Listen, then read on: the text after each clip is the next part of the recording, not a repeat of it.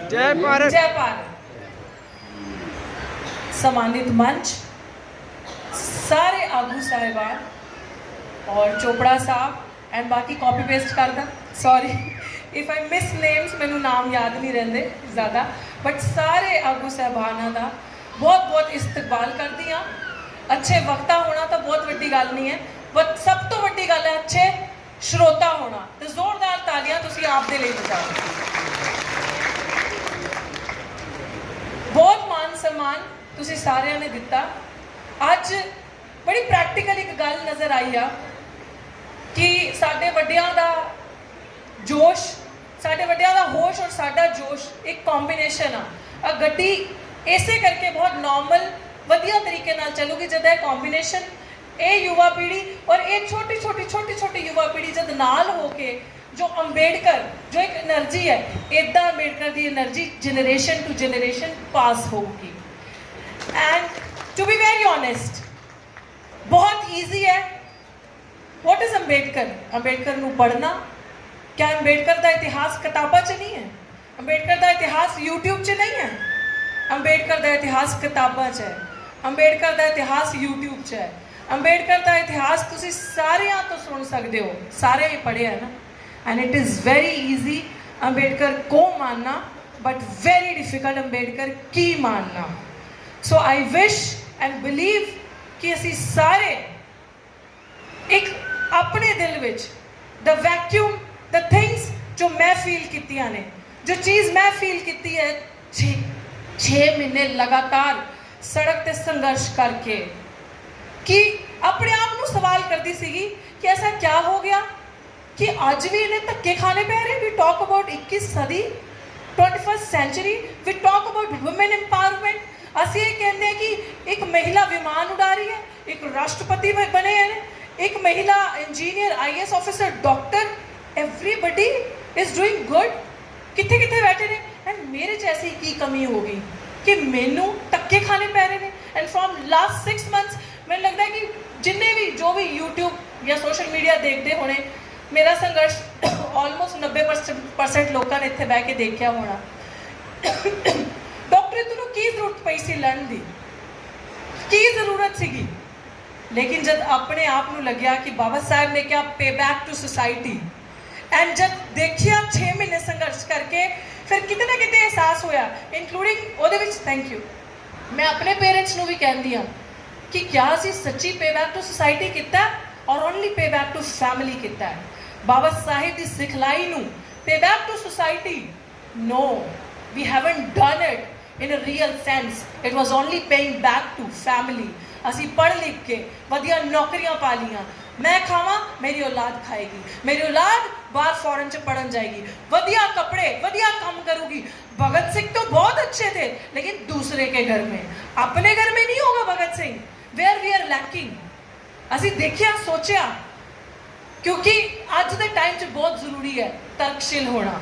अभी हुणे बच्चे ने बड़ी वधिया गल कही, मैं सच बोलता था इसीलिए दूसरों की आंखों में खलकता था, यही मेरा कसूर था। लेकिन it is important to speak the truth, बहुत ज़रूरी है। और जब मेरी लड़ाई, मैं अपने से बार बार गल करांगी क्यों ज़रूरी सी लड़ना। कहते हैं जहाँ रात नाम नहीं लेती ढलने का, यही वक्त है सूरज तेरे निकलने का। और वो सूरज कोई और नहीं होगा, वो सूरज डॉक्टर रितु सिंह को एहसास हुआ, हिंदी पंजाबी मिक्स करके बोलूंगी, वो सूरज डॉक्टर रितु सिंह को एहसास हुआ कि ये सूरज तुम्हें खुद बनना पड़ेगा, क्योंकि तुम्हें मरना नहीं, तुम्हें लड़ना है, तुम्हें डरना नहीं, तुम्हें इन मनुवादियों के साथ कंधे से कंधा मिलाकर बल्कि इनके आगे खड़े होकर लड़ना है, एक मिसाल कायम करनी है, ताकि आपके समाज के बच्चे जब पढ़ लिख कर बड़े बड़े विश्वविद्यालयों में जाएं तो जो इनकी आंखों में खटकते हैं, जब सवाल उठाते हैं, तो वो हाशिए पे आके उनकी इंस्टीट्यूशनल मर्डर्स ना हो, उनको विश्वविद्यालयों में प्रताड़ित करके मारा ना जाए, स्कॉलरशिप मांगने पे अपमानित ना किया जाए। स्कॉलरशिप जो डॉक्टर बाबा साहब भीमराव अंबेडकर ने आप लोगों को, ये सारी चीज़ें, रिजर्वेशन, रिप्रेजेंटेशन, प्रमोशन में रिजर्वेशन, ये सारी चीज़ें अपने 4 बच्चे अपना सरबंस कुर्बान करके हम सबको दिया। वो चीज़ें, वो लोग आज जिनके हाथ में कलम की ताकत है, आप लोगों पे एहसान करते हैं, इस तरीके से बताते हैं कि आप लोगों के ऊपर, आप लोगों को भीख दी जा रही है, आप लोगों का कोई अधिकार नहीं है। हमारी लड़ाई किस चीज की है? बेसिक अगर चीज याद रखें, किसकी? हिस्सेदारी और मान सम्मान। क्या इन दोनों चीजों से कॉम्प्रोमाइज किया जाएगा? क्या मान सम्मान से कॉम्प्रोमाइज किया जाएगा? नहीं किया जाएगा किसी भी सूरत में। अगर कॉम्प्रोमाइज करना होता तो बाबा साहेब सबसे पहले करते, अगर कॉम्प्रोमाइज करना होता तो मान्यवर कांशीराम करते। मुझे लगता है कि हम लोगों ने इस महान हस्ती का जो आज हम जन्मदिन यहाँ पे मना रहे हैं, भुला चुके थे हमारे पुरखों ने नहीं याद रखा इन्हें। अगर याद रखा होता तो 1985 के बाद क्यों भारत रत्न भीमराव अंबेडकर बनते, क्यों भारत रत्न मिलता? अगर कांशीराम जी ना होते तो अंबेडकर ना होते। कांशीराम जी ने धूप में, साइकिल पे, पैदल में, गर्मी में चल चल के बाबा साहेब भीमराव अंबेडकर को घर घर तक पहुंचाया। और बाबा साहेब आपको कहीं नहीं मिलेंगे। बाबा साहेब को अगर मिलना है, पहचानना है, जुड़ना है तो बाबा साहेब आपको किताबों में मिलेंगे, कलम में मिलेंगे, ये गारंटेड है। और ये कौन लेकर जाएगा? बाबा साहेब एक इंसान नहीं है। मैं बार बार इस चीज को कहती हूँ हर जगह जाके। हम कहते हैं महापुरुष, हम कहते हैं ये चीज। लोग बाबा साहेब की सिंबॉलिकली जयंतियां मनाते हैं क्योंकि आज के दौर में, तलवार और त्रिशूल के दौर में, हम लोग निकले हैं किताब और कलम को बचाने की दौड़ में, संविधान को बचाने की दौड़ में।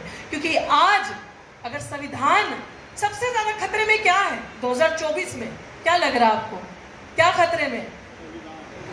संविधान। ये बाबा साहेब भीमराव अंबेडकर का दिया हुआ संविधान। और मैं बताती हूँ क्यों। क्योंकि ये डॉक्टर रितु सिंह के हाथ में कलम की ताकत देता है। आज डॉक्टर रितु सिंह के हाथ में माइक है, आप सब सुन रहे हैं, मुखरता के साथ लड़ रही है। एक दलित की बच्ची पंजाब के छोटे से शहर से आके दिल्ली यूनिवर्सिटी सेंटर, जहां से सारे फैसले लिए जाते हैं, जहां पे सत्ता है, जहां पे कब्जा है, जहां पे पावर है, जहां पे सब चकाचौंध चौंधनी है, वहां पे बैठ के दिल्ली यूनिवर्सिटी, देश की प्रीमियम यूनिवर्सिटी में आंख में आंख डालकर सवाल करती है और अपने हक की, हिस्सेदारी की, संविधान को बचाने की, मान सम्मान की लड़ाई की मांग करती है। इसलिए इस संविधान को तो खत्म करना जरूरी है।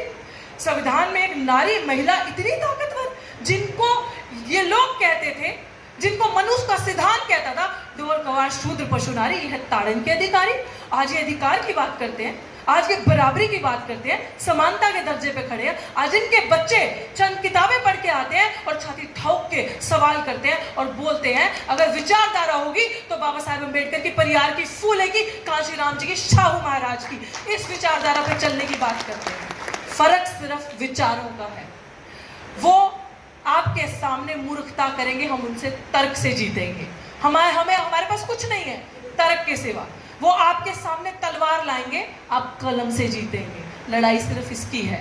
और आज 2024 में मैं सच कह रही हूँ, ladies and gentleman who all are sitting here, even kids, even the generation, it is very important to understand कि हमने जो अपना रिप्रेजेंटेशन देकर, लेकिन इससे पहले एक और बात मैं आपको बोलना चाहती हूँ। हम लोग कहते हैं नहीं, मेरा पॉलिटिक्स से कोई रिश्ता नहीं है, मैं ए पॉलिटिकल हूँ, मेरा कोई रिश्ता नहीं है। मूर्खता है। वो लड़ाई लड़ रहे हैं साम दाम दंड भेद की। वो प्रचार में जब आप देखें कि जब वो गृह मंत्री जब प्रचार भी अभी कर रहे हैं तो धर्म के नाम पे, मंदिर के नाम पे वोट मांग रहे हैं, जबकि रिलीजन पॉलिटिक्स से, इलेक्शन से दूर है। तब उनके ऊपर ईडी, इलेक्शन कमीशन कोई डिसीजन नहीं लेगी। लेकिन आपकी बारी आएगी, आपके बच्चों की बारी आएगी तो सब कुछ खत्म कर दिया जाएगा। लेकिन आपको जागरूक होना है। और खासकर इस पंडाल में, जितनी इस जगह पे, इस हॉल में महिलाएं बैठी हैं, हमारा एग्जिस्टेंस किसने दिया? किसी मंदिर ने दिया, किसी ग्रंथ ने दिया। I am not against any religion, I am not at all against, because Dr. Bhimrao Ambedkar has given religious freedom to each and every one, and religion is your personal matter. But coming back to the point, अगर हमारी, आपकी ये जो महिलाएं, तो one of the leading ladies are sitting here, अगर हमारा existence है तो इस शख्सियत की वजह से, जिसको आज हम फूल चढ़ा के बैठे हैं, महात्मा फूले की वजह से, भीमराव अंबेडकर की वजह से आज हमारा एग्जिस्टेंस है। वरना हमारा एग्जिस्टेंस ही नहीं था। वरना हमें पशु से भी बदतर समझा जाता था। महिलाएं ना पढ़ सकती हैं, ना आवाज उठा सकती हैं, ना घर से बाहर जा सकती हैं। कभी बचपन में बाप की प्रॉपर्टी, कभी बड़े हो गए तो भाई टेक केयर करेगा, शादी होगी तो पति टेक केयर करेगा। Where are we? Doctor Ambedkar has given us equal status. समानता से जियो। और अगर आज आपको कोई छेड़े तो आंख में आंख डाल के जिस उंगली से छेड़े उस हाथ को सेल्फ डिफेंस में साथ लेके आ जाओ। ये है अंबेडकर की शेरनियाँ। इसीलिए बाबा साहेब ने बड़ी खूबसूरत बात की थी, जो पढ़ेगा, जो शिक्षित होगा, जो किताबें पढ़ेगा, वो फिर बोलेगा नहीं, वो दहाड़ेगा, क्योंकि शिक्षा वो शेरनी का दूर है। और आज ये बहुत जरूरी है अपने आप को सेल्फ रिमाइंडर देना। Nobody is going to give you reminder, self reminder देना कि आज हम जिस महापुरुष की वजह से, ये हमारी स्थिति नहीं थी, ये हमारी स्थिति नहीं थी एसी के कमरों में बैठना, ये हमारी स्थिति नहीं थी मंच पे बैठना। It is because of doctor Bhimrao Ambedkar. We can not forget political parties are using Ambedkar for their own gains. किसी ने, आपके कौन से महापुरुष ने आपको बताया झाड़ू पकड़ो? अरे झाड़ू की, गंदा काम की, कूड़े की तो सारी लड़ाई थी। आपके हाथ से आपके महापुरुषों ने झाड़ू छुड़वा के कलम पकड़ाई, और आज ऐसी सरकारें आती हैं कि फिर से आपके हाथ में झाड़ू पकड़ा के, और हम बहुत प्राउडली कहते हैं। ये फर्क समझना जरूरी है कि आपको वापस वर्णाश्रम की तरफ लेके जाया जा रहा है। संविधान को खत्म करना इसलिए जरूरी है उनके लिए क्योंकि वो लोग स्वतंत्रता में, भाईचारे में, बंधुता में विश्वास नहीं रखते, समानता में विश्वास नहीं रखते।